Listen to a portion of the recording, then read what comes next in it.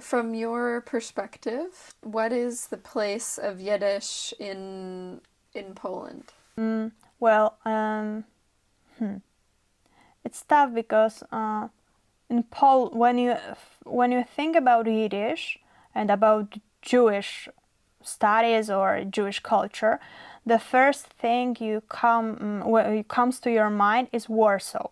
Yeah, I was in Warsaw very a lot of times, and I know that there's a lot of institutions, a lot of opportunities to meet with people at the festivals and so on. But I think we must remember about small cities, about shtetls where Jewish people lived before war.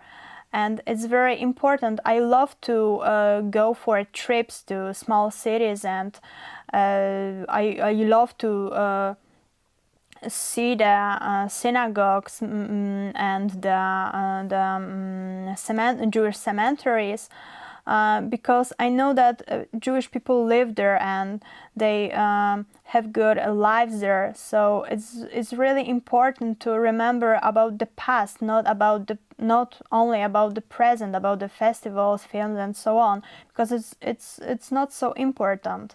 We must remember about people's lives and what they did.